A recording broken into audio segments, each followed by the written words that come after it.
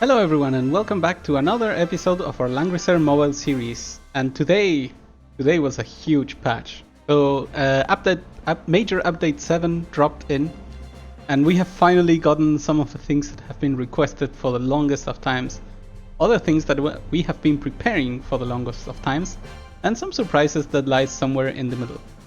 So first things first, we go with the obvious things. A new Echo of Light has started, and that also means that new pulls, new banners are in. We are going to be doing some pulls for Lambda specifically later. The reasoning for this is because while there is a focus banner later with Sigma, sooner there will be, I think next month even, a focus banner with Lambda, someone else that I already have, and Rachel. And there's no other way to get Rachel in any time soon. So I want to prepare for that, therefore I'm gonna try to draw for Lambda. If we get Lambda, we stop. If we get Sigma, we might as well try to continue. And I guess I will make a safety cut-off if I start getting too many repeated SSRs, or off-banner SSRs rather. So we are hoping for a little bit of luck. Alright, so that's regarding the banners. On the other hand, the limited time event for Bozel is basically back, intact as a copy. Even if you go through all the rewards, and we could compare to what was originally there, they are not actually the same. So here's the cool thing that is different from the last one. Of course, at the beginning, everything remains very similar. Random tickets, there's random books, and when the books start getting over, and we approach the upper echelons of the rewards, we start seeing these type of rewards. And these rewards are very, very cool. Maybe not particularly the bonds, but the ones about Aniki materials, I think they somewhere. Hard bond. Okay, I was wrong. There's no Aniki materials. Maybe it actually looks like this. Oh, maybe it was the chest. No, okay, so important distinction then. There's no Aniki materials. However, these bags are a new type of rewards that I want them to start giving out more often in events and so on. And what they do is they allow you to select exactly what you are missing. And the reason why I prefer the Aniki materials is because I currently have like 50 pretty sprays and every other material at very low numbers because I keep waiting for them to drop and I get pretty sprays every single time. So the fact that we can choose exactly what we're missing makes it a lot easier to balance out when we try to farm everything equally. Other than that, there's the classic rewards, random shards of Bozel, random accessories, and equipment packs. So this is an equipment, there's an accessory over here, and I believe there's another equipment over there, which is pretty cool. Overall, the rewards like this are pretty much similar to any event, and while the events from Prince in the Sky were pretty cool, especially with the one about crafting. I love that system. It is actually fair that for this month we get something more simple because, and here's another big drop, Apex Arena has dropped in. So Apex Arena is a very cool new take on PvP. It's also full of rewards. There's a ranked victory only on the first victory per week. That's already more concise than the World Tier Arena. World Arena, I think, is the real-time one. It requires 5 wins for similar prices. The seasonal rewards, if you get to stay in the top ranking positions, then you get automatic rewards. Like, for example, if you reach Langrisser, you get this avatar frame. But if you reach gold already, you get a free skin. And if you reach silver, you get this skin. And I am absolutely gonna do my best to reach, at the very least, just that. Additionally, there are hidden prizes that we cannot confirm. Okay, yes, I cannot confirm publicly, even though I know some of them, because we have been warned, but only for very few of them. I can tell you they are very, very cool. So I hope to see a lot of people engaged in PvP and Apex Arena specifically. Maybe later today we will even show one match. I played one already when I had a few moments, and the landscape of PvP has changed entirely. And how does this work? Well, it is a ban pick formation type of gameplay where you are able to pick 5 heroes after several rounds of banning and picking. And the idea is that with a varied enough roster, you're able to cover weaknesses with multiple heroes or strengths with other heroes, so that if, for example, they say they ban your Bozzle, you still have backup mages in case you need mages, or if they ban your, I don't know, your Liana, where is Liana at this point? Liana, you have other healers that would support you exactly on this. I want to see something. What happens if I do this? Do they get reordered? I think I ruined everything. Yeah, the order didn't catch. Actually, Levin ended up here. Okay. All right. So let's go back, because we may look at this in another part of this episode of today. What else has been added? There were a few mentions of bonds that were added. I don't quite remember, and also confessions in case you have like an Imelda level up with Hardbond to max. So there's new bonds that keep on being filled. There are also newer items. Juggler's Gift is one of them, and the Fairy Wings for Liffany is the other. If you're using Liffany, this is a very good one. It lets you move 2 more after attacking, so that's pretty cool. And for Juggler, after battle, after battle it restores your unit HP by 10%, which is not a little. Also, the trinket itself gives HP, which is huge. I believe this is a headpiece. Yes, correct. It's not an amulet, not an accessory, even though it really looks like one. And also lets you equip 3 2-pointer skills, which is basically what Juggler needs to be or to stay competitive. So this would make a Juggler a great choice. Alright, there is more. I'm trying to remember what I wanted to say. Yes, of course. The promise has been finally delivered, and we are now in control of the daily sweeps available for anything Secret Realm related.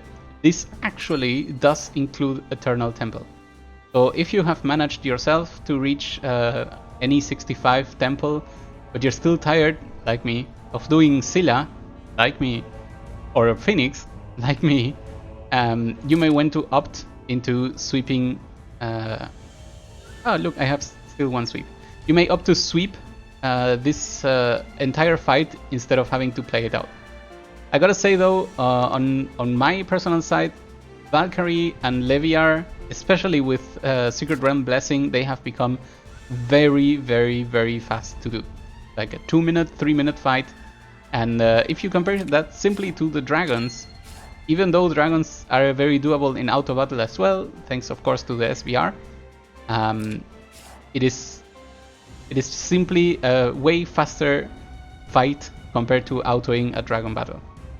So what I've been doing lately is I'll continue to do my dailies with auto battle, even though it takes a little bit longer, and then I'll sweep as many times I can the dragon in order to reap the rewards. And already today I got 2 SSR gear outside of the daily.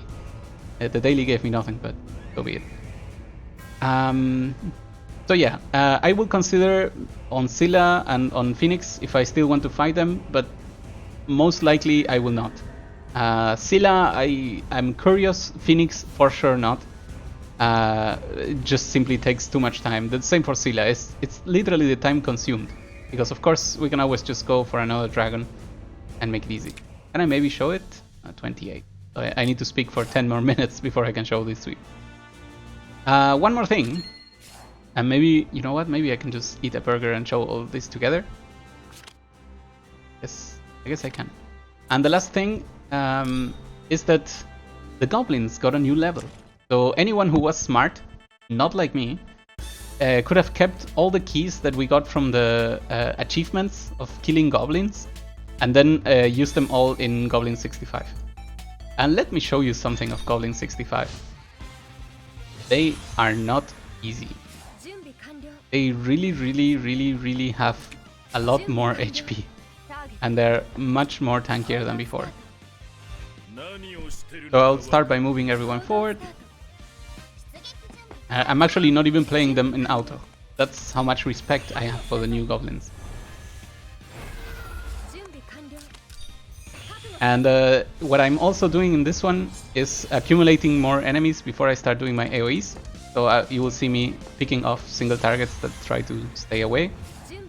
And the reason for this is because on turn 4 there will be one extra spawn that was not there before.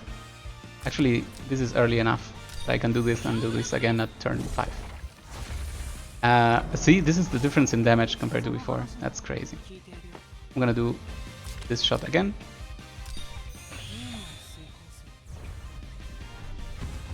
Nice. And the thing is, at turn 4 specifically, there will be one new goblin spawning, and it spawns every single time, and there's only one of them. And that is actually a giant goblin. It's as straightforward as that. I'm a little bit afraid. Estelle, please kill. No, I was correctly afraid of this. And this giant goblin has way more health than you would expect. So you gotta be careful on that and be prepared to deal some good damage. So I'm trying to go manual on these lately until I find out if I can have a different roster that could perform this. But for now, I'm doing my best going solo. Alright, kill this particular person because I don't like it. Then we can go here, get this kill. And I believe this is turn 3, right? So the next one will already start the bigger enemies. So I guess it's also fine if we get some black holes going. This is the best position. That's from here I can hit the same amount of people. Yeah, let's go. Hoping to proc clock that we have on Basel. Maybe nope, never lucky. Okay, so here comes the last spawn. I like the positioning of everyone. And here we go. Alright, so here you see this is the giant goblin, and the giant goblin has a ton of health. So before... No, this is fine. Black hole first. See how many we delete. And you see the damage on the big goblin is basically nothing. I'm gonna go for a single target attack. That's decent. We're getting there. And then...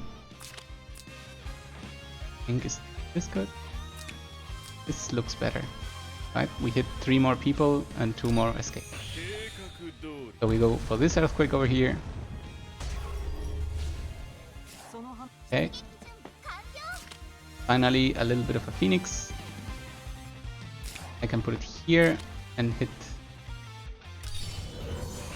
someone that I can probably kill with the phoenix. Maybe kill with the phoenix. Yeah, that was nice. And then I'm not even gonna risk it. I'm simply gonna go and head and attack here. Okay, so big goblin is dead. Now we have to make sure that we catch all these stragglers around. I think we can do this. It's already funny that goblins can no longer be easily outwit, but we have to play them out. Try to get the kill over here, and then we just kill here.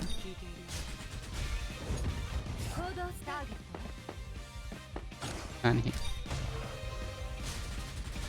Good. We put her in the middle just to look cool, and there we go. And let me show you the amount of money that you can get now. The big goblin is actually worth 46,800,000 gold, and the average is around 280,000 when the previous one used to be on the lower 200,000s. This is so much better for our gold needs, especially with Apex Arena having costed so much to prepare for. That is just crazy. Okay, so that was it. Now I want to show what sweeping does. So in order to access the sweeping, you have to have the Secret Realm Blessing tag. That means you have defeated the level before. And once you click on it, instead of just the information, you also get this button that says sweep. Say sweep, you say yes.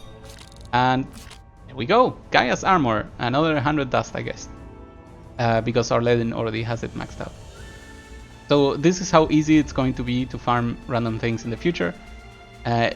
This will be especially useful for me on days where the Thunder Dragon is up and where the Ice Dragon is up, because my god, the Ice Dragon random 50-50 of I'm gonna freeze all your characters while they're moving with auto battle in the worst positions annoys me super bad. And well, the Thunder Dragon is just like, someone else other than Elwyn is in my range, time to kill them, which also gave me a lot of problems. If you have more charges of sweeping, you can just keep on clicking sweep, sweep, sweep, sweep, sweep, which is what I did for the first 6, and it went really fast. Other people may choose to use the sweep for taking care of their dailies, right? You can go like 2 Aniki Gems, 1 Goddess Trial, 1 Bonding Realm, 1 Eternal Temple, that's 5, and then you need to do Training School manually, and bam, you're done with your dailies, and that's it. Alright, I think I have gone through everything. We're gonna top this video by doing 1 casual mode Apex Arena. I think it's good to show a little bit of everything, and this will be the final point that rounds how Apex Arena actually plays. If we find someone, of course. So the fact that you see the casual practice here means that there is actually a timer for when we are supposed to play ranked matches, and that is between the first World Arena start and up to the end of the second World Arena timer. So for all those 7 hours, I want to say, on the weekends only, Apex Arena will be available. Alright, I see that the timer keeps going. So maybe there's just no one practicing right now. I had an earlier match against other players, and it's just so different than World Arena. It feels really good, and the ban and pick phase is basically half of it.